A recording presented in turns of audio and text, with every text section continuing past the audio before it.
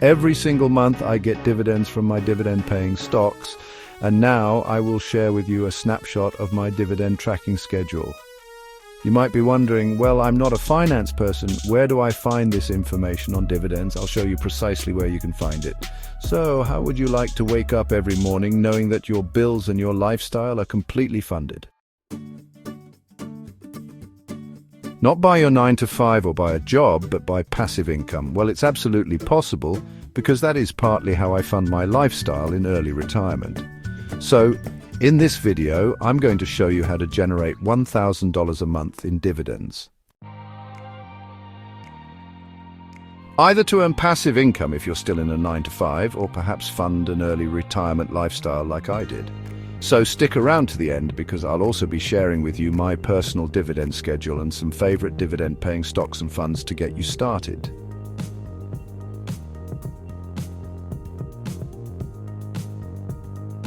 I retired from my 9 to 5 in my 30s and now I live off of my investments. On this channel, I talk about my journey towards early retirement as well as personal finance, investing, wealth creation and self-improvement. If that sounds like something that would be of interest to you, do not forget to hit the subscribe button and click the notification bell so you don't miss any of my new videos. Let's get straight into it. So what I'm about to share in this video is partly what funds my current lifestyle in early retirement. I invested in two types of stocks. One is growth stocks and the other is value stocks or dividend-paying stocks. And that's the portion that we're going to focus on in this video. Now, I need to give this disclaimer before I start this video. I'm not a financial advisor. I'm not providing financial advice or tax advice. And I will always recommend that you speak to an independent financial advisor who can walk you through your personal journey, who can review your financial standing and provide the best tailored or bespoke solutions to build and grow your wealth. Now, I built my portfolio over an extended period of time, and I did it in such a way that every single month I get dividends from my dividend-paying stocks. So I'm extremely excited to be sharing this video. I don't know if you can tell, but I absolutely geek out on financial markets and investing. That's just my comfort zone. And so I'm really happy to be sharing this knowledge with you in the hopes that it can help you start earning passive income or start saving for the future. Now, one thing to note is that dividends are subject to taxation, and what taxation would look like will differ according to your jurisdiction. So please note you do have to declare income on dividends and pay taxes on it. And I'll expand on the taxation side of dividends later in the video. At this point, I would like to bring us back to basics. So, what is a dividend or what are dividends? When you buy what we call common shares or common stocks, you're essentially buying a fraction of a company, and so therefore you become a part owner of that company. And when said company makes a profit from their operations, they essentially reward you for your ownership by paying a fraction or a portion of their profits to shareholders in the way of dividends. And what this means for you as a shareholder is that you can benefit from ownership of that stock. You don't have to sell it. You can earn income from it whilst you hold it as a shareholder. Now, depending on the company that you've invested in, dividends can be paid either monthly, quarterly, semi-annually, or annually. It all depends on the company's dividend policy. Now, the key is to find strong and reliable dividend-paying companies that can help you build a consistent or steady cash flow. So, how can you generate $11,000 a month from dividends? So, we're going to break this part into 3 steps. Step 1 is to understand the meaning of dividend yield. Now, dividend yield can be defined as the portion or the percentage of a company's stock price that it pays out in dividends each year. Now, there's a later portion of involved, but please do not get put off by this because it's essential you understand it. So, your dividend yield can be calculated as the dividends you receive per share. We need to apply just a little bit more mathematics, but please do not get put off. It is really crucial you understand this. It is very basic, really simple, so please stay with me. Because the second step is to calculate how much you need to invest in order to achieve your goal. So if the goal is $11,000 per month, it means that your annual dividend requirement is $112,000. Now, let's assume that you found a stock that has a dividend yield of 4%. As I said, your dividend yield is your dividend per share divided by the share price times 100. Similar to the example we went through earlier where you were getting $50 for every $1,000 invested. So the dividend yield in this example is 4%. Now, to find out how much exactly you would need to invest in order to get $112,000 each year in dividends, the calculation will be $112,000 divided by 4%, which is the dividend yield, and that will give you your capital requirement, which is $300,000 a year. And this formula is exactly the same as the dividend yield formula, just reorganized a little bit. So this means that if you invest $300,000 a year in a stock that has a dividend yield of 4%, you will get $1,000 a month, or $122,000 a year in dividend payments.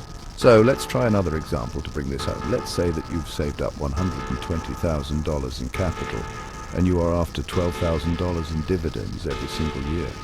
What would be your required dividend yield? Exactly. It would be $112,000, which is your required dividends divided by your capital, which is $120,000, which gives you 10%. So your dividend yield requirements would be 10%.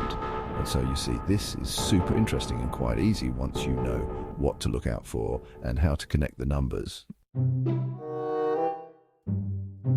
Now, the third step, and I dare say the more interesting step, is to choose your dividend-paying stocks.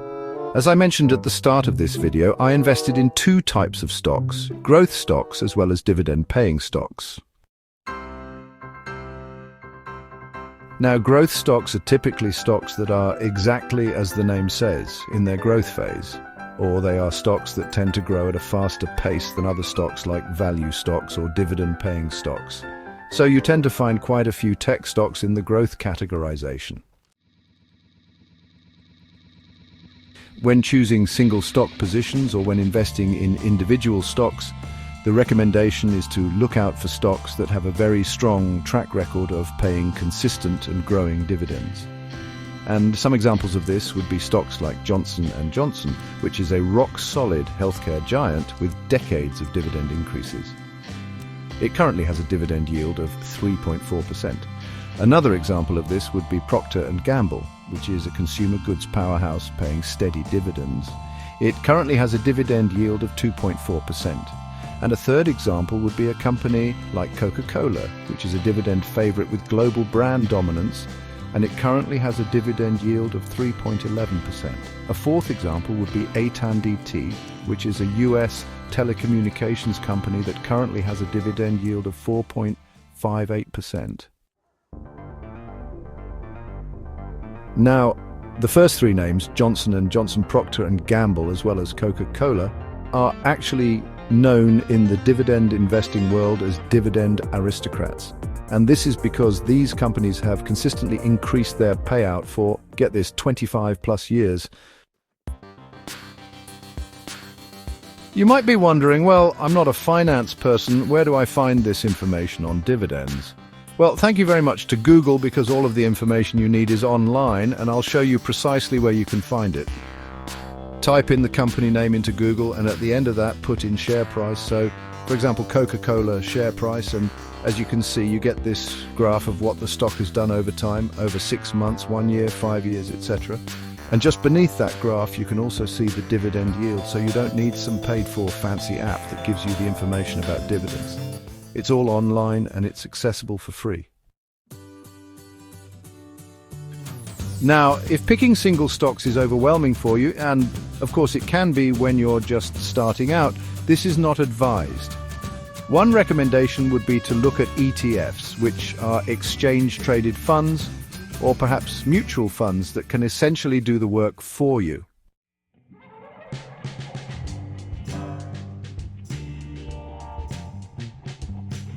So an exchange-traded fund is essentially a fund that trades like a stock. It is a basket of stocks that are focused on perhaps a sector, a strategy, or a market as a whole. and there are many options to choose from when it comes to ETFs.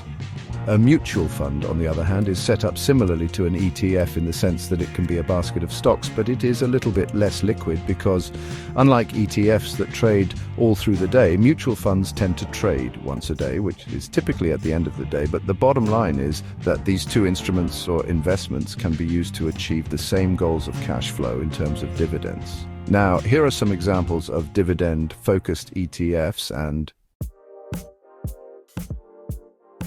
the first one is the Vanguard High Dividend Yield ETF, and this works exactly as the name suggests. It is an ETF that holds a diversified basket of high-yielding dividend stocks. The second example is the Schwab US Dividend Equity ETF, and this fund is focused more on high-quality dividend growers. And the third example is the Global X Super Dividend ETF.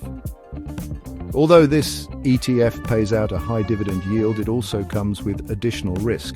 And the beauty of these ETFs or funds is that they spread your risk across a panoply of dividend-paying stocks, which makes it easier for you to earn consistent income. And also, if you have some curiosity around what these ETFs tend to hold, they actually give you the breakdown. So if you go on the page of the specific ETF that you are interested in, it breaks down its composites by sector as well as stock names. As I mentioned previously at the start of this video, I do get paid dividends every month, and some months are a lot higher than other months.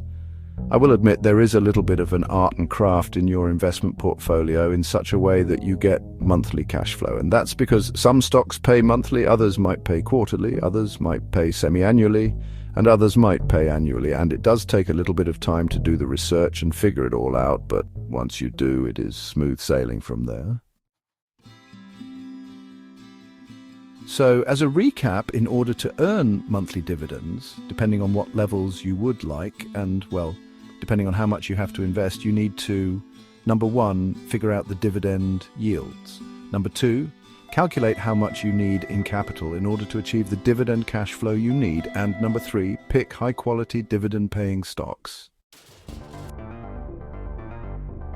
I am absolutely meticulous about tracking my monthly dividends. It took me some time to structure my portfolio, as I said, in a way where I get monthly income. And now I will share with you a snapshot of my dividend tracking schedule.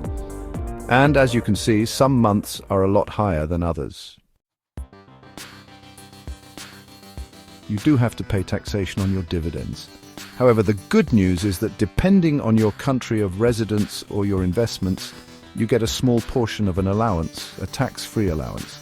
I'm based in the UK, and we do get a dividend tax-free allowance. It was previously £2,000, but as of the tax year 2024 to 25 and beyond, it is now £500. And what that means is that on the first £500 of dividends, you pay no tax, but anything above that will attract or command a proportion of taxation, and it all depends on your income tax bracket. Here is some information on dividend tax levels. And as mentioned, it all depends on your tax threshold, and you get taxed progressively, as you can see. But there is a little bit of good news, if you can call it that, which is that dividends actually attract a lower rate of taxation than your income tax. So, here are some bonus points for growing your dividend income. Number one, reinvest your dividends. You can use a dividend reinvestment plan, which essentially will help to compound your returns over time. So you not only earn on your initial portion or capital investment. 4, seek professional help. A lot of this can be very overwhelming if you're not entirely sure of what to do or what you're doing. And so it is worthwhile speaking to a professional who is well-versed in investing and can structure or tailor a portfolio that can meet your needs. And number 5, stay patient and stay consistent. The whole world of investing and wealth creation I've seen is a long game. And so it does require patient capital, but the sooner you start, the earlier your hard-earned income can start working for you. So now that we know how to build a $1,000 per month dividend portfolio, what's your next move?